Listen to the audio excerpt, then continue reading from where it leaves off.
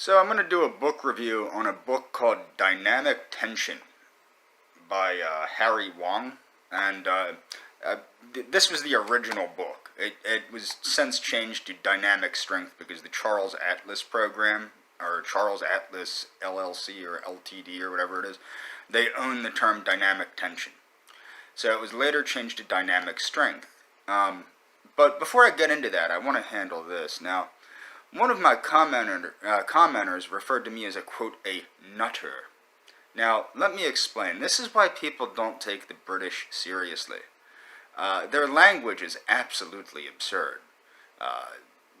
Just nonsensical words like biscuits for cookies and nappies for diapers. You know, diaper is an English word. They do have the word diaper. They just choose to use nappy.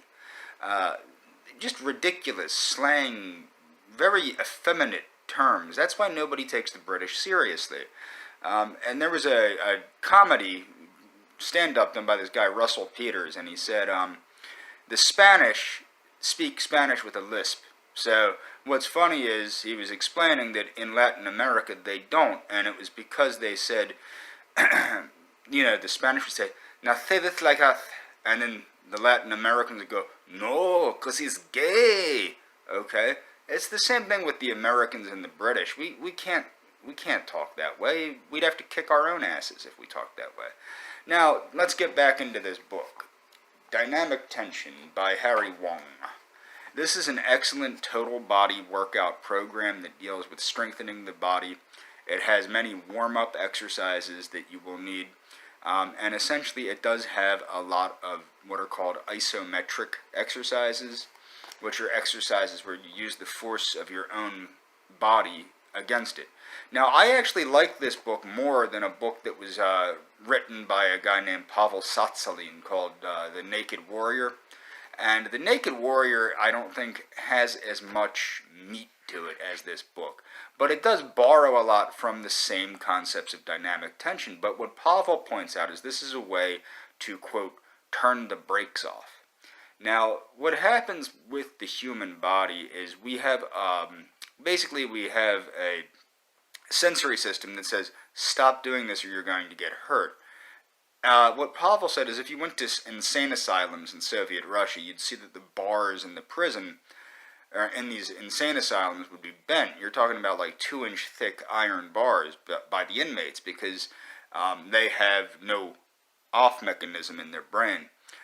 It's what, like, a lot of us in my circle of friends when I was a kid, we used to call it retard strength, or going full retard. Now, what happens is, when people do that, when, like a mentally challenged person, if you ever knew anybody that worked with the mentally challenged, they flip out, and they do have what, for lack of a better term, you could call retard strength. Meaning that their body does not tell them when to stop, and they can be extremely strong. In fact, when I took martial arts, we had a gentleman that had a brain injury, and he had similar issues, and it was interesting because he could tap out people 3-4 times his size.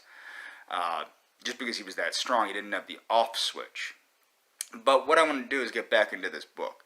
Now, the importance of this book is it shows you how to achieve a nice physique with the use of, you know, basically isometric exercises. I do not think it's a complete system in and of itself, but the author does do a damned good job at presenting what could be a complete system of exercise for people that wanted to get in shape. Obviously, you would want to add some type of aerobic exercise, such as like doing a few sets of jumping jacks or something like that.